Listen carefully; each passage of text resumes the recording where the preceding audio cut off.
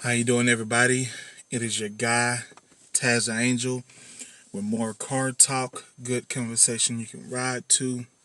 As you can see, the logo, I have it set up. I hope it doesn't fall.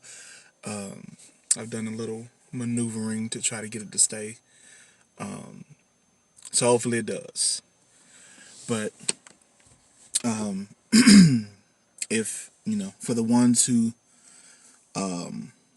follow the podcast, you know that it's been probably about a month or so since I've posted. And the main reason is I'm sorry. Before I get into that, start off with my thank yous. I want to say thank you to everyone who has been watching, who has been listening, who has been liking, commenting, sharing, all of those things.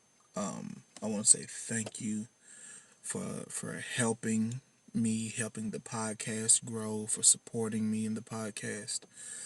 I just want to say thank you, and let me let these windows up. Okay. I just want to say thank you, guys. Like I always do, I always want to start out showing gratitude because without you listening and watching, this wouldn't grow. I'd still do it, but it wouldn't grow. Um, so the reason why I haven't posted is actually the topic of today's episode. And um, the last few episodes I've done have been kind of heavy mentally. They've been, in my opinion, they've been more on the deep side, on the, self reflection, self accountability. They've been kind of heavy. So after I did my last episode, I thought I was gonna do a light story time,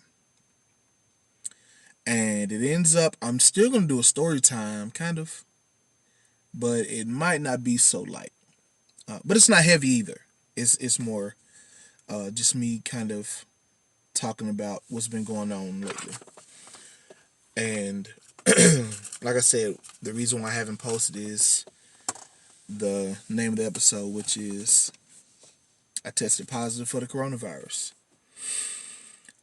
So I'll first start off by saying how I believe I got it. Now, this day was for me a typical day.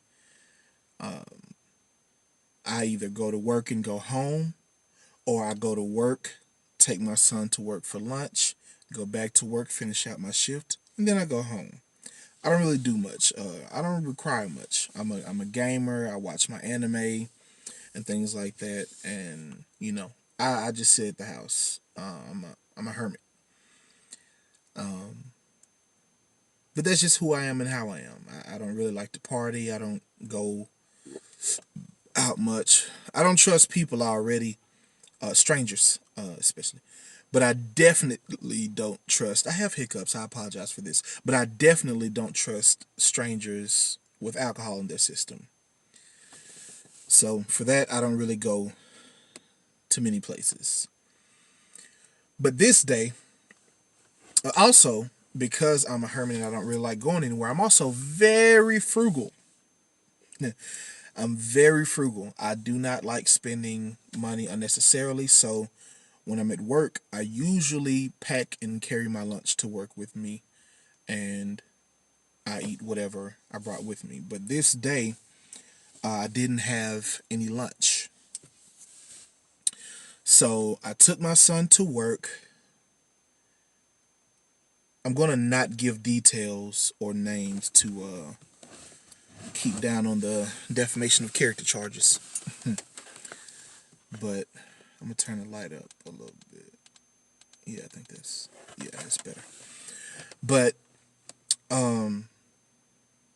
so I take my son to work, and there's a gas station right by where he works. Now, oh no, I just hit it with my elbow. Oh, but it didn't fall though. So what I did was pretty effective because last time, before I started recording, ooh, I'm gonna adjust my seat. There we go. I want to sit up a little more straight. So, and I want to get the rest of that. But when I took him to work, where he works is a large building where a lot of people go in and out of. It's not a store or anything like that, but on any given day, there's probably literally thousands of people there. It's a 24-hour business, so there's no closing.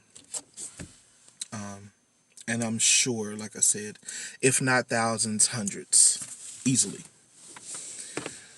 So the gas station that's right in front of it is going to usually get that kind, not as high of traffic, of course, but people heading there, leaving there, going in there to get food, which is what I did. Different things, something to drink before they get on the road, because a lot of people travel to get to that location. It's not just local people that go there. People come from out of town to go to that establishment.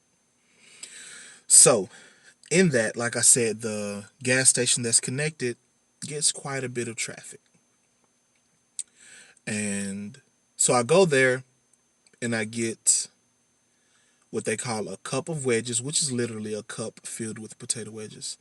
And I get 3 chicken tenders. And their chicken tenders they had a pretty good taste to them, but they were really big. Like, they were literally the size of my hand, and my hand is not small.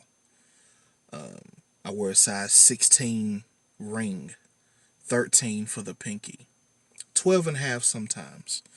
But so my hands are nowhere near small. So the chicken strips are literally the size of my hand, length and width.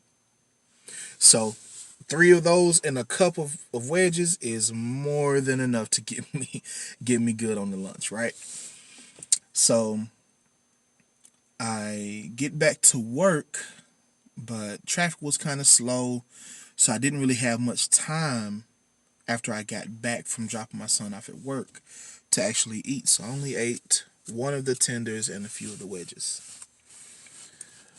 And towards the end of my shift, I was ahead, so I was able to finish my lunch. It was around 6 o'clock, maybe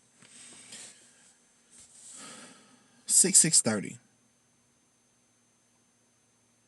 Yeah, closer to 6:30 actually. Now that I think about it, I'm remembering some events that happened while and after I ate, and the timing of those was further away from 6 o'clock. So closer to 6:30, closer to 6:30. And when I got done eating, maybe about an hour to an hour and a half later, I started feeling weird. Now, I know my body, and this is going to sound strange when I say it, but it's just the truth. I know my body better than the average person knows their body. Like, I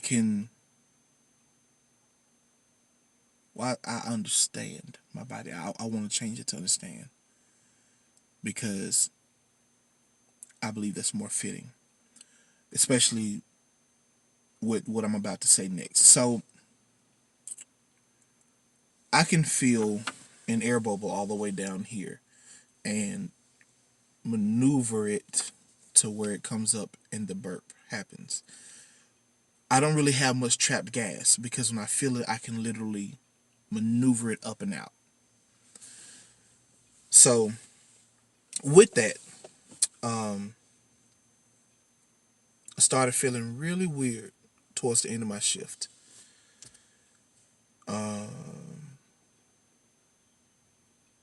Throat started hurting, started getting a headache. and feeling kind of drained, like tired, fatigued. So I get home and all of those things are amplifying. I'm feeling all of those, but it's just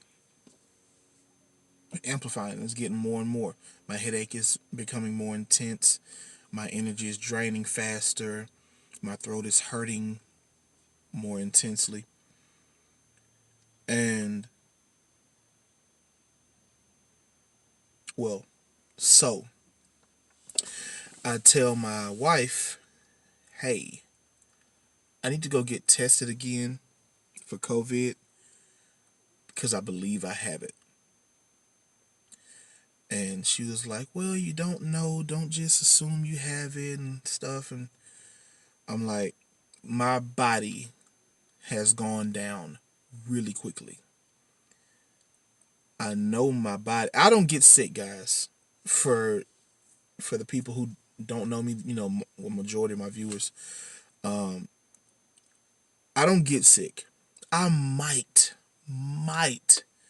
get a small sickness one time a year, and that's usually if someone give it to me, like a cold or something like that, and I'm done with it within 3 days. Like, I do not get sick. So for me to go down that fast, I'm like, this isn't a regular sickness. And so I tell her that. I'm like, I know my body, I know what's going on. I need to go get tested. So the next day, which was a Friday, that was a Thursday when all of that happened. The next day, that Friday, I went and got tested and got the rapid results where you can get your results back within a few days. I'm sorry, not a few days, within like an hour or two. Now, I know some places have it to where you can get your results in 15 minutes, but it's a little different here. Here at the, I don't want to say names, at the facility that I went to, they have the ability to do the swabs for your rapid testing, but they don't have the equipment to do the rapid testing. So you have to drive your sample after they take it. They bag it up, secure it. They put it in like it's a swab, so they put it in this little long, like, I don't want to say cardboard, but like paper. I'll just say paper. This paper pouch that probably is laminated or something on the inside to maintain the moisture, but of the sample, that is. But so they put it in that little pouch that's made for it, and then they put the pouch in a Ziploc bag, close it, and they put the phone number on. They put a post-it note with the phone number on it. That phone number is connected. I mean, that phone number belongs to the other establishment that you have to take your sample to, which is in a nearby city. I don't want to say its name either, but a nearby city. It's maybe 10, 12 minutes away. It's not a very far away thing. It's not difficult at all, but I think it's well worth it because you're able to get the rapid results instead of having to wait 4 to 5 business days. So driving that little 10 miles down, 10 miles back is more than worth it, in my opinion. So, of course, I do it. Oh, and when I say test it again, a few months ago when I was not feeling so well, I just had a real bad headache. I woke up, I had a really bad headache and didn't want to go to work. So I called my job and I tell them, hey, I have a very intense headache. I'm not going to be able to come into work. And because I had the headache and no other symptom, because I only had the headache, they're like, yeah, we're going to need you to go ahead and get tested. And I'm like, but other symptoms would be involved. They're like, yeah, we know, but we're going to need you to go get that. Cool. So that's why I got the initial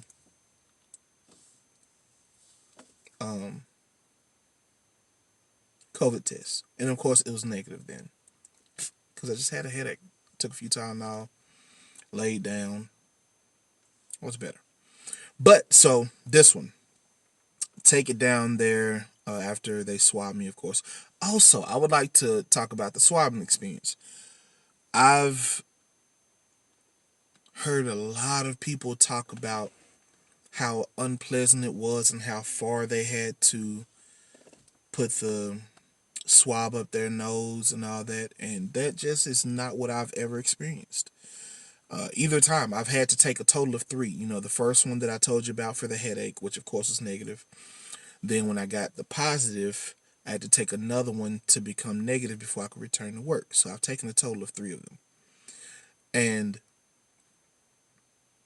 what they do at the facility that I've gone to is they give you a Kleenex, tell you to blow your nose, and they swab right at the tip of both. Seal it, and you drive it to the other facility. And I've gotten a negative and a positive result from that type of swabbing. So it seems to be fairly accurate because at the end of the day, they if instead of reaching up to go get the stuff, if you just blow your nose, it'll bring the stuff down and they can just swab it. That seems logical to me. And like I said, when I knew I didn't have it, I was negative. When I pretty much knew that I had it, it was positive. And to when I got done with my quarantine, I didn't have it anymore. So it seems pretty accurate as well to use that. And I have to stop saying and so much because it makes things run on. So I get the test, drive it to the other place, and they call me later on that night and tell me it's positive. And to be completely honest with you, not just said a long and, but to be completely honest with you, I was super scared. I was so afraid. I didn't want to go to sleep because I know a few people now who have passed away from it, and one died from it very quickly. Now he did have pre-existing conditions. He had actually just come out of surgery. And if I get any of the facts of this wrong, please forgive me. No, it is not intentional. I believe that what I'm saying is accurate, but I could be, misquoting a few details.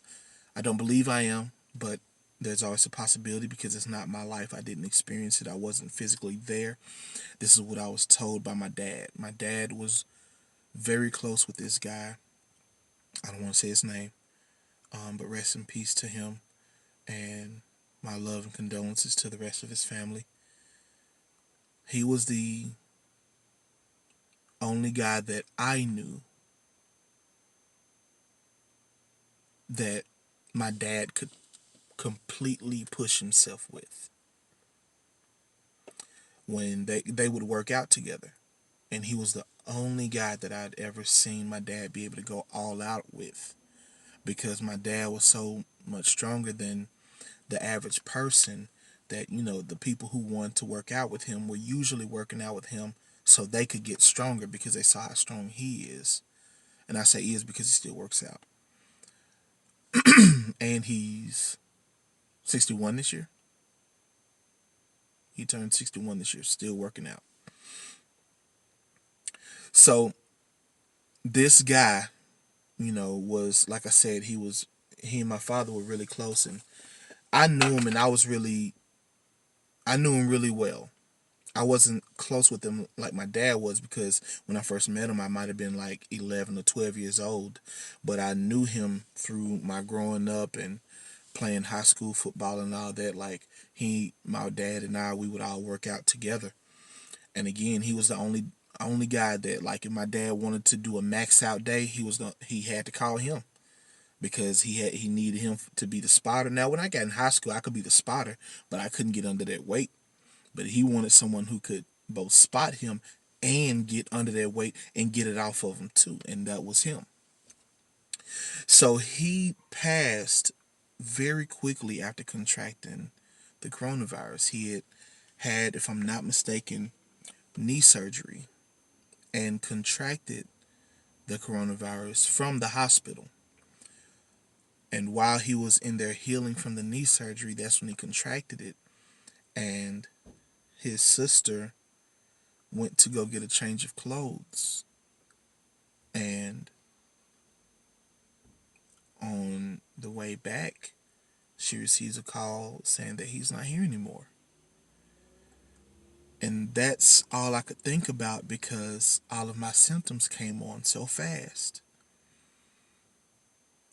So the first day, I was really afraid. Of course, I did a lot of praying, watched some of my favorite ministers, Apostle Letha Butler from Straightway,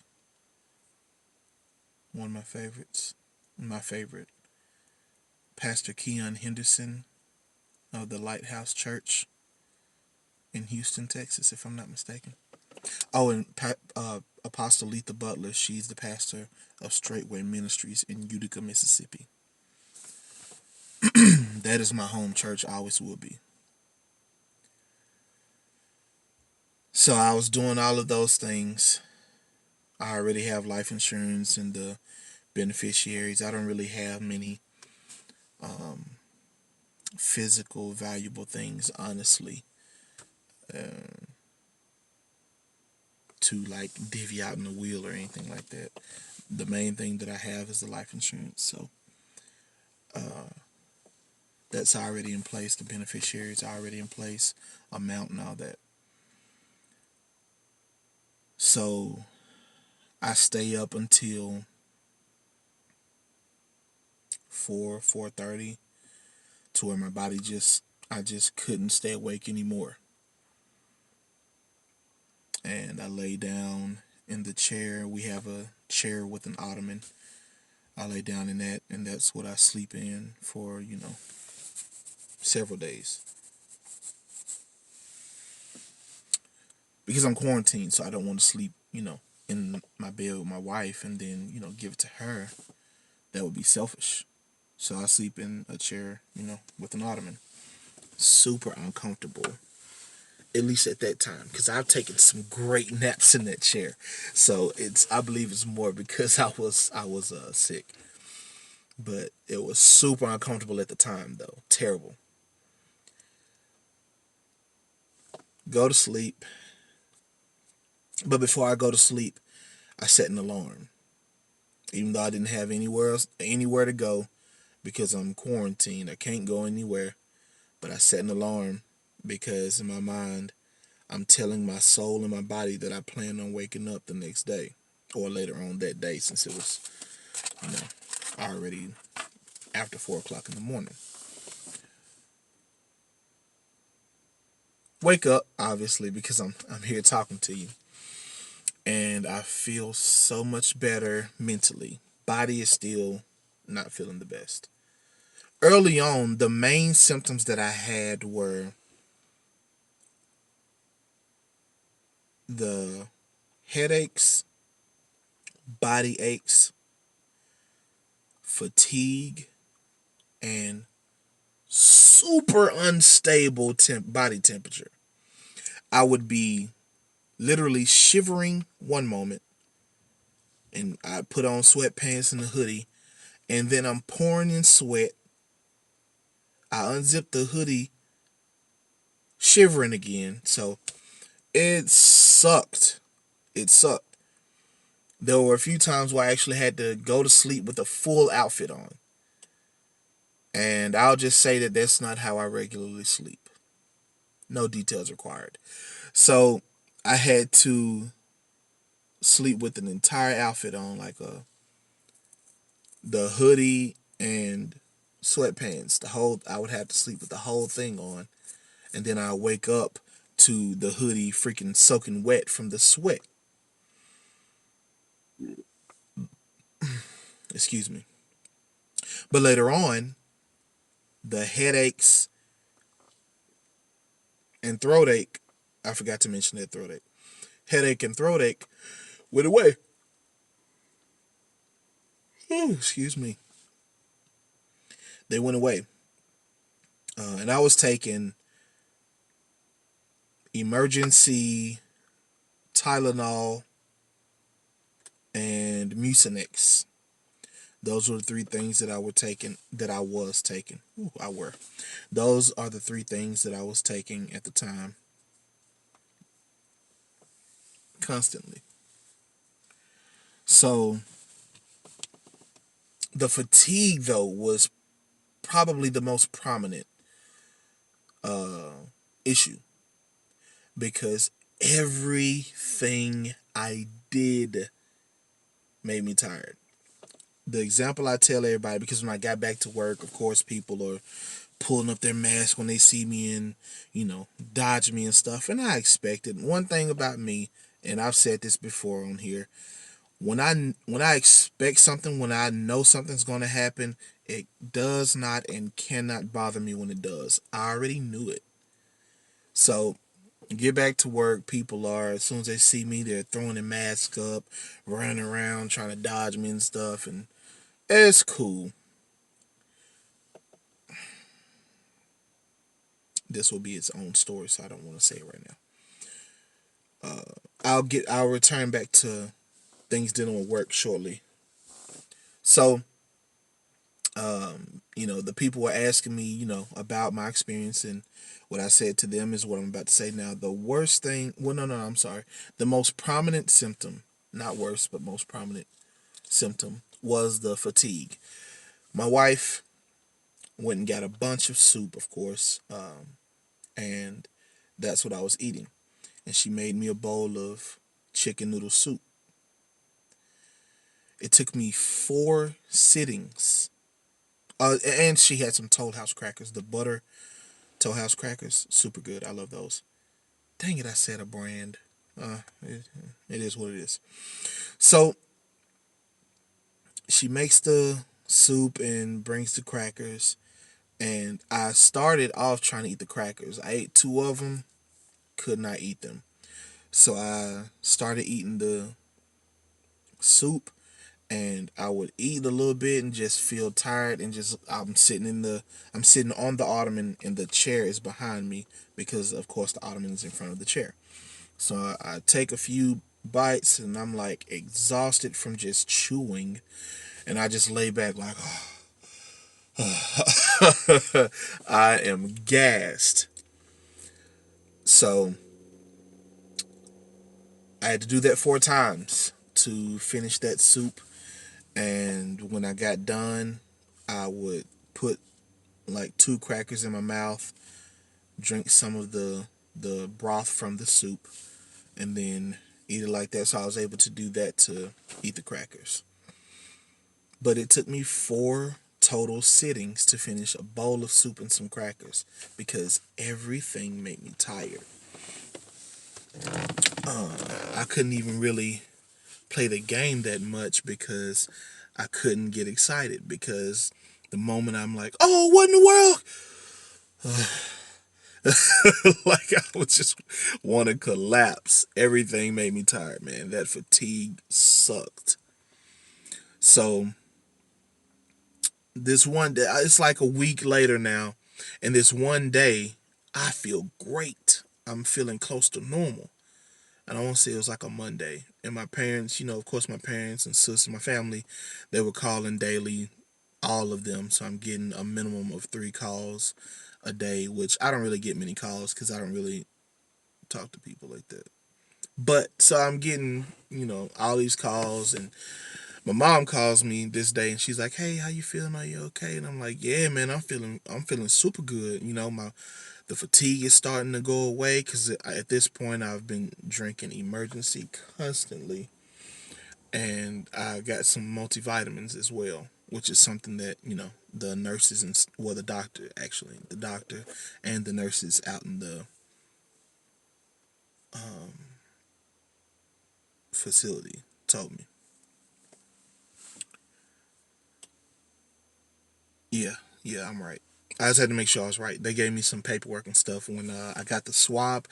She gave me some paper and was like, "Hey, if you test positive, these are things that'll help." And on there, it had emergent. Well, it didn't have the name emergency. It just had vitamins A, B, C, D, and zinc. Yeah. So she said basically just a multivitamin, so it'll have all of those. And I got emergency, which has a different type that includes vitamin D and zinc in it. So I started drinking that one instead of the regular emergency that I had. So I'm feeling really good this day. I'm telling my mom, yeah, man, I'm feeling good. I'm starting to bounce back. Boom, boom, boom. And I'm going to lift this up just a little bit. Okay. So I feel like my head was too close to the top of the camera. Like, gotta see all this, man. You know what I mean? Anyway, so I tell her, yeah, man, I'm feeling great. My energy's better. I'm able to, play the game, watch TV. I'm feeling back to my normal self. All right. Very next day, actually later on that night, I start feeling weird again as far as my breathing is kind of labored at times. Like I'm having to put in effort to breathe. And when I was a child, I was asthmatic. As I started playing high school sports and stuff, I was able to work out of the asthma. But as a child, it was bad. I had to keep an asthma pump with me. And there was also one at my school, so we had to get multiple because, like, if I was out and about, then I would have to keep it with me. But otherwise, it would stay at home. And when I went to, like on school days, it would stay at home. When I went to school, I would have one there, and when I got home, I would have one there. But if I went like to my godbrother's house, which I would do all the time, as a kid, if I would go to my cousin's house, anywhere, other than school, basically, I would have to take the one at home with me. I had to keep it with me because any moment, dust, running around, getting too excited would just mess my breathing up. So I was familiar with that feeling, and I'm familiar with the mental fortitude you have to fight asthma because when you have an asthma attack, it is very easy to panic because out of nowhere, in the middle of your day, you are now straining to breathe. And if you don't have, I'm sorry, I heard noises, have composure, that panic will make it worse because you will start fighting for the air in your and that's how people can hyperventilate, but you have to be able to slow it down. I just dissed you. Shout out to Conceited. You have to be able to slow it down and maintain your composure, so when it happens you can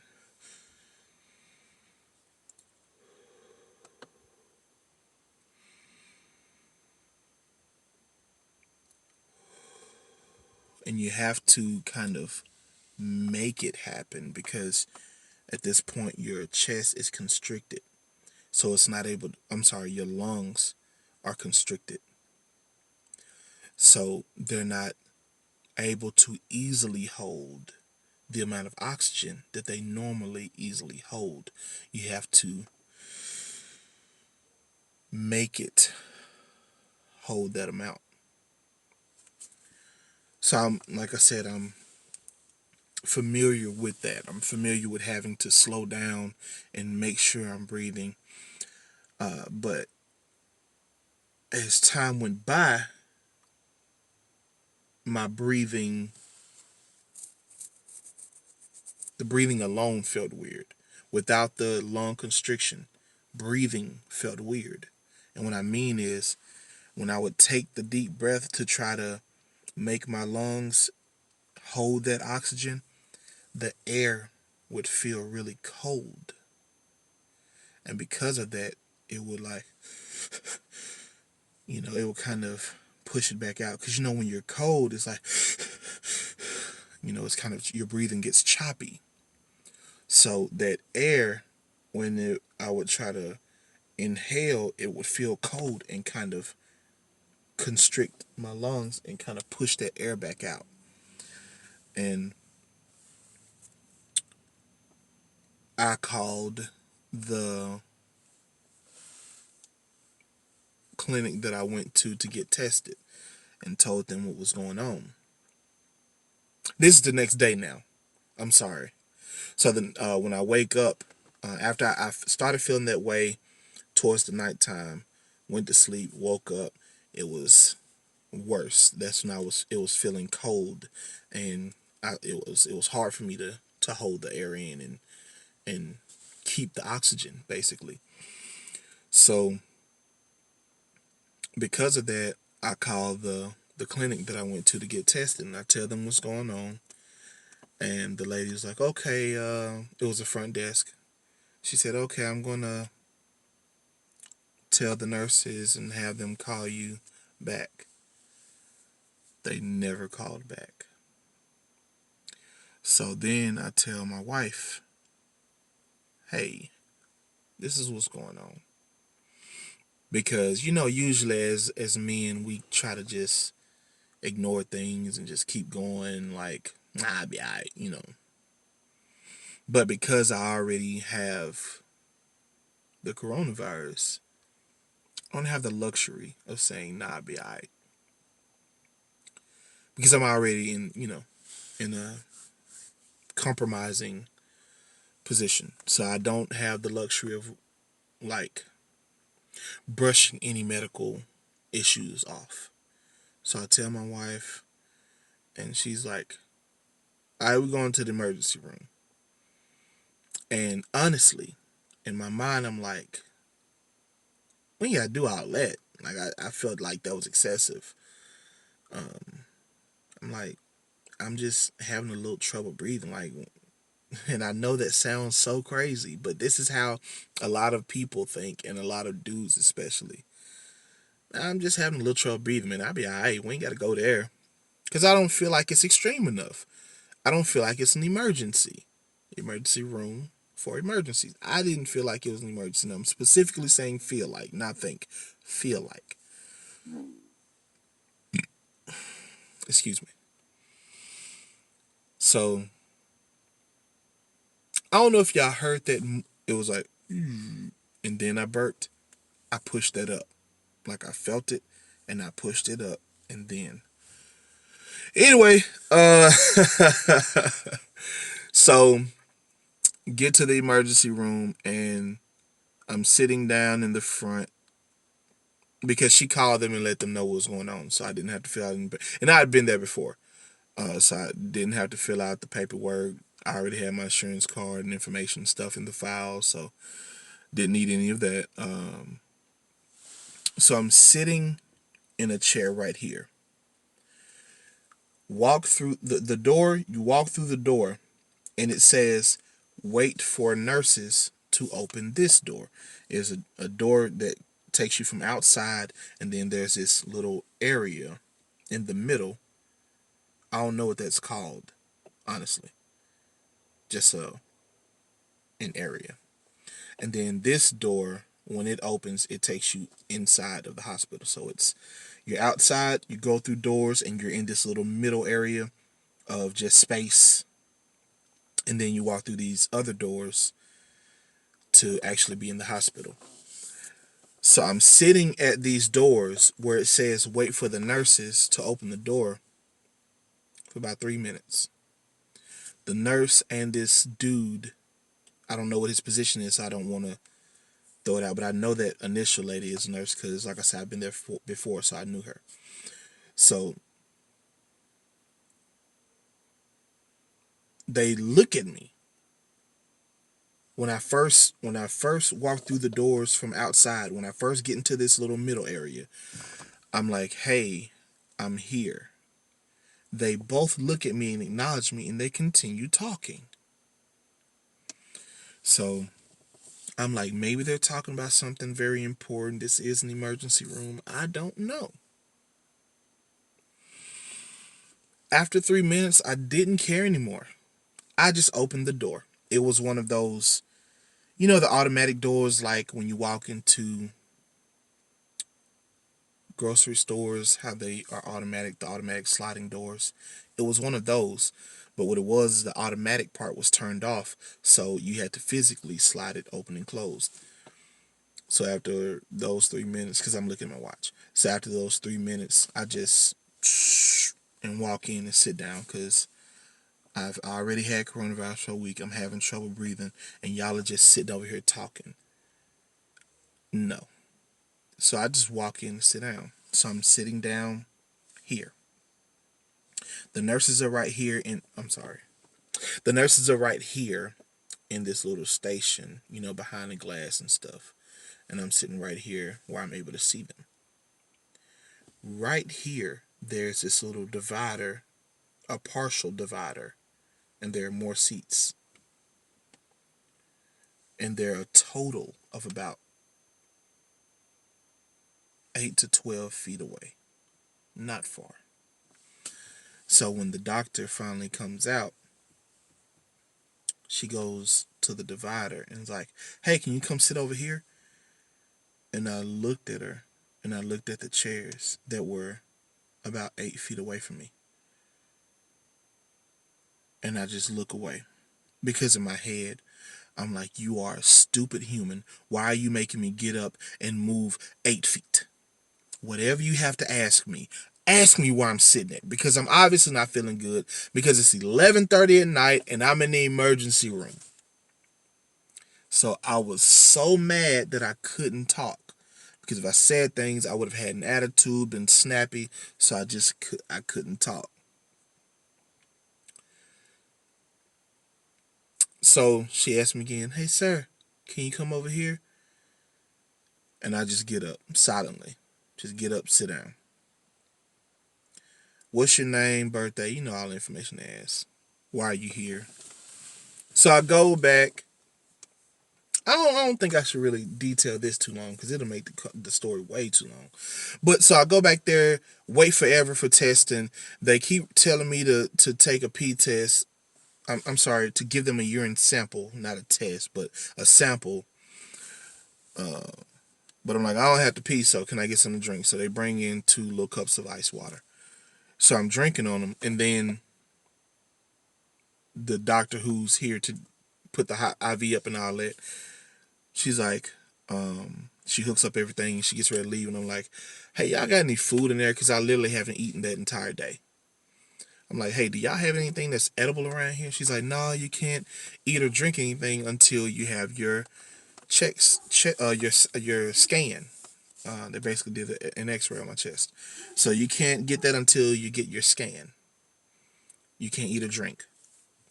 And I was like, well, they brought me water in here, so I can't. Why can't I get nothing to eat? She said, oh no, they weren't supposed to bring that either. Don't drink anymore until after the scan. And I'm like, but I don't have to pee and I need to drink something so I can give you the urine sample. She's like, nah, just wait. And as soon as she walked out, I just started back drinking again, honestly.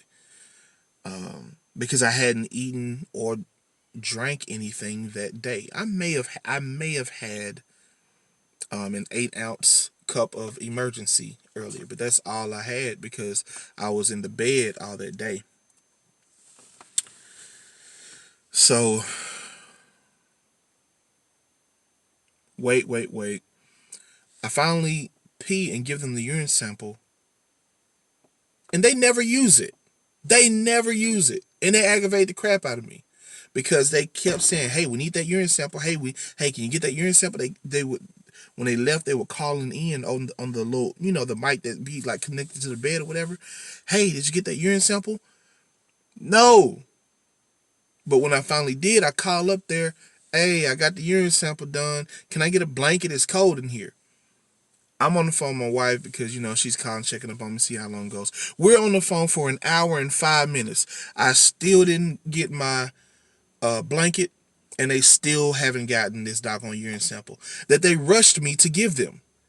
They just they called and asked for the urine sample at least 4 times. At least 4 times, within like 30 minutes.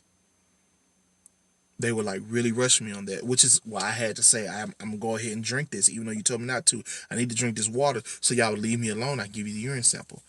So all of that happens. They finally come in there, take me to get my scan, go back to the room, wait another 20 minutes, and they're like, hey, yeah, you have pneumonia. So we're gonna write your prescriptions. You can go home now. Blah blah blah. They give me the papers to leave, the prescriptions and all that, and I'm getting my stuff to walk out, and the urine sample is still there. They never even used it, bro. I was so mad about that. Still am, as you can tell. I'm still harboring some feelings about that unused urine. Because what are you gonna do with that? You just gonna pour it down the toilet because I'm already gone? Why did you rush me for it if you weren't even gonna use it?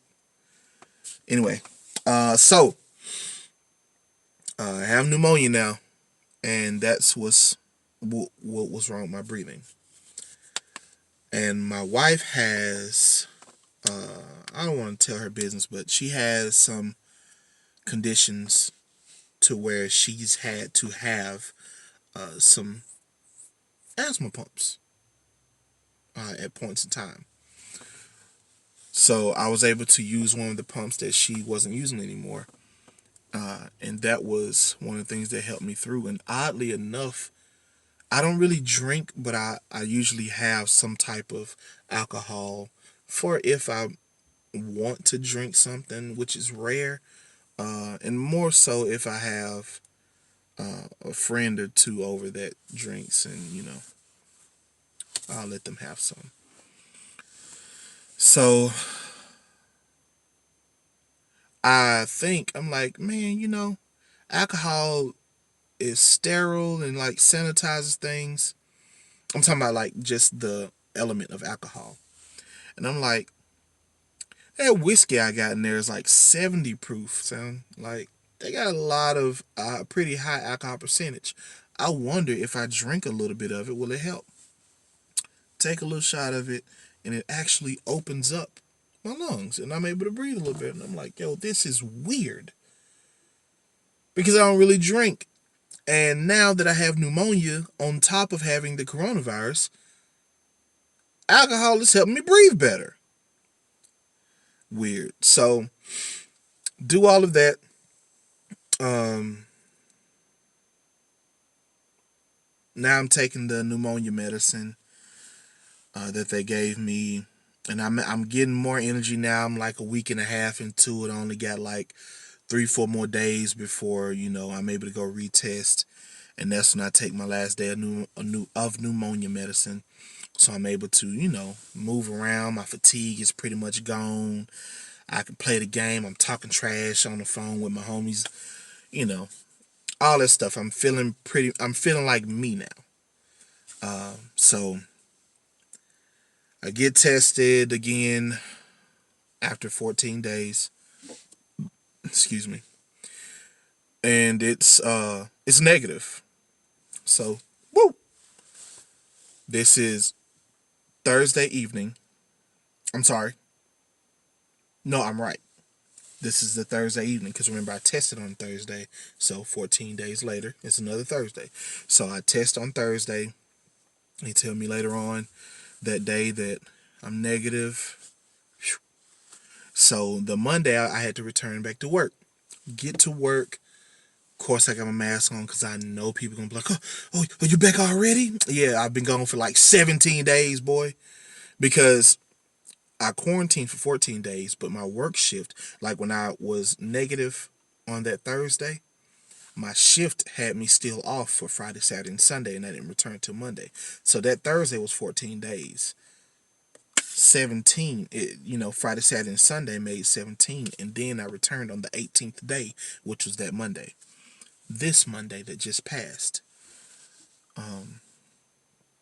So get to work.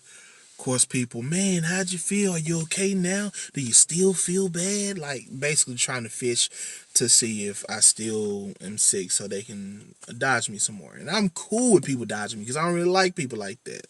I love y'all though. But I love y'all though, you hear me?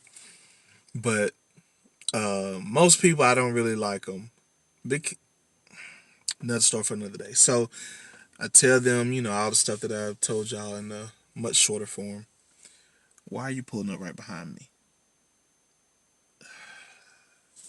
Anyway, so um, I'm sorry this is going to bother me that this car is just parked right behind my vehicle. I'm in my driveway, and instead of driving forward past my vehicle, they're like parked right behind me, sideways. Like I'm parked like this, they're like this, just right behind the doggone vehicle. And why? You can just drive up like a few more feet and still park and not be blocking my vehicle. Why are you doing that? Doesn't make sense to me. Like I said, I don't be liking people because they do stuff like this.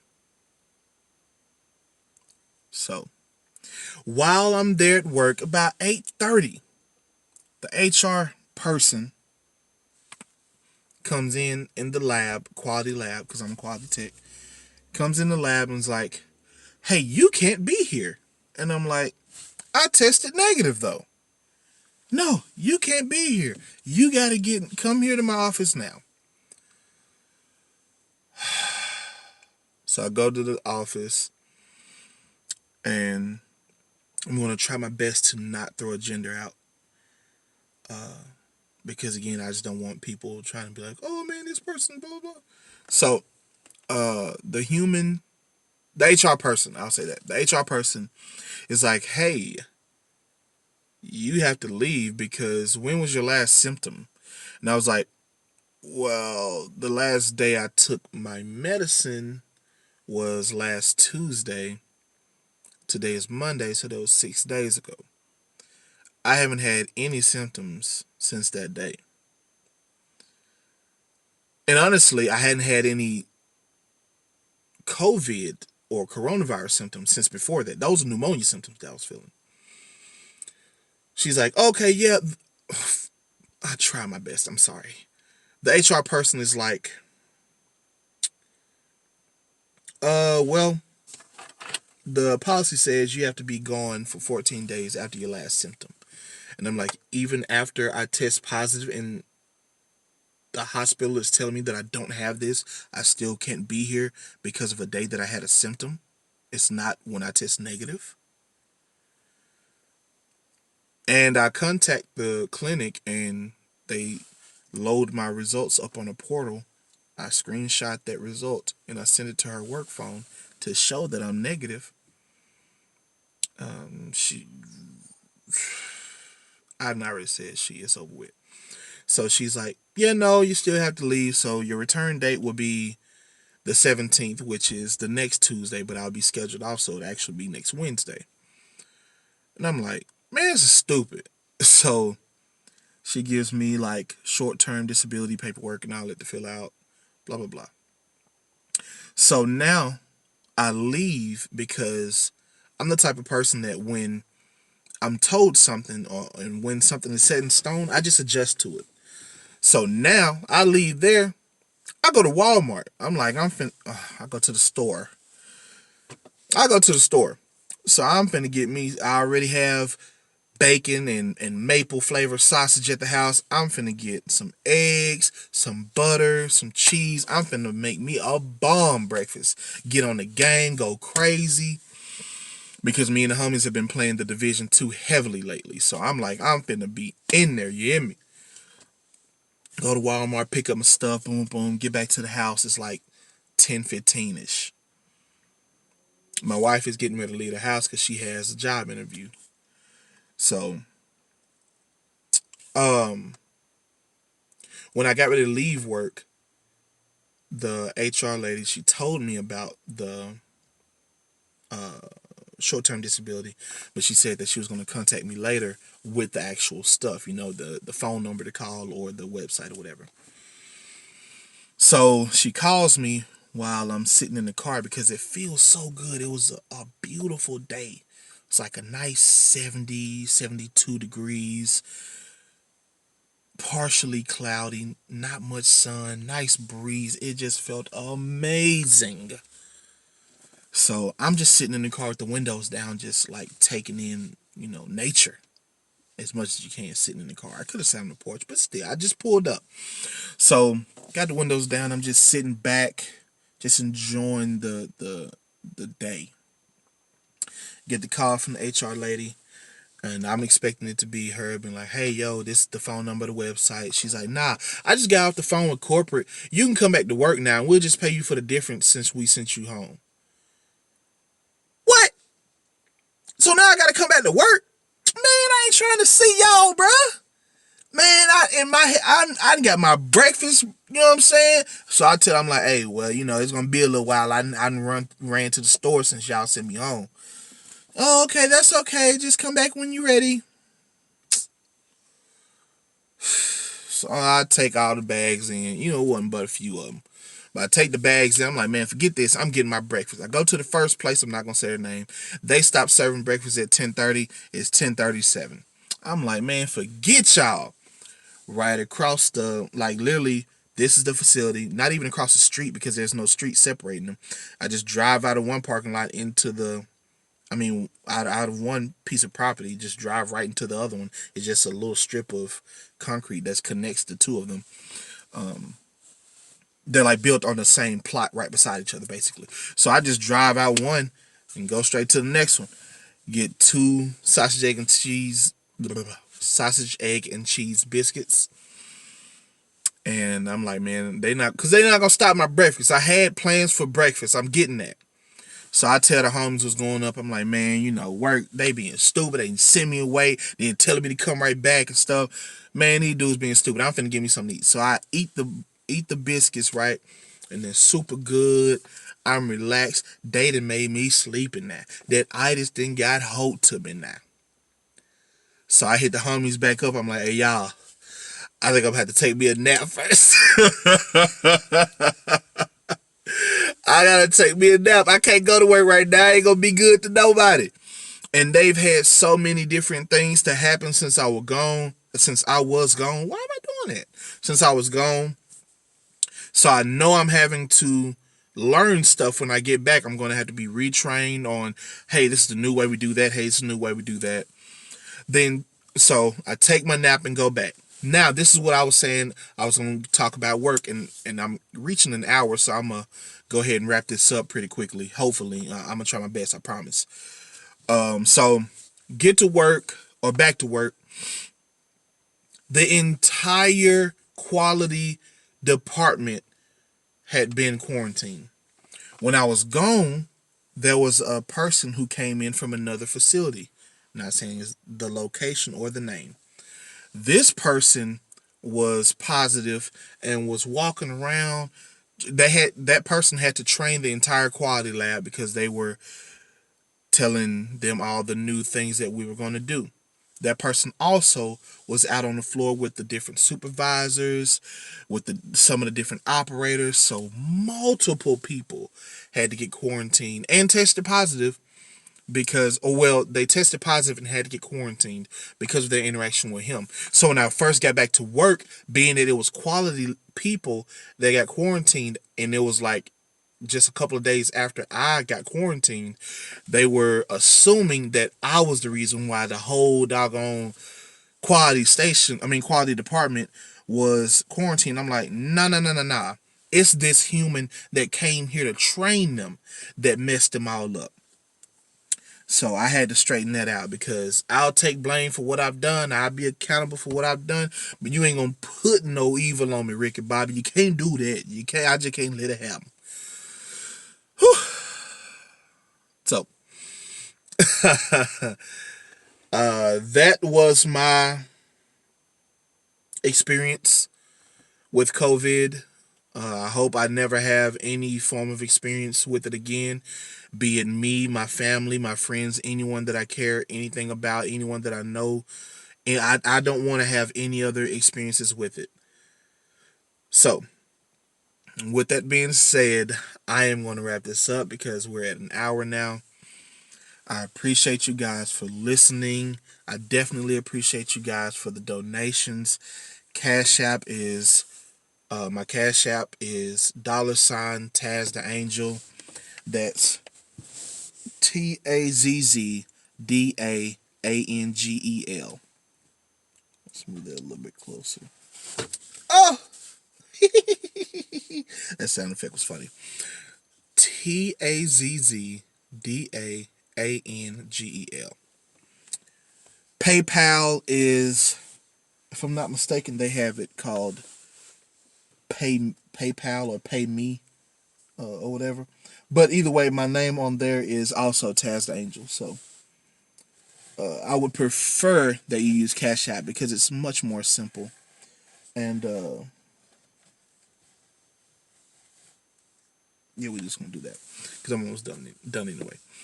But yeah, so I would much more prefer. I would much rather you send it through Cash App, but whatever means you have, I appreciate. I'm thankful.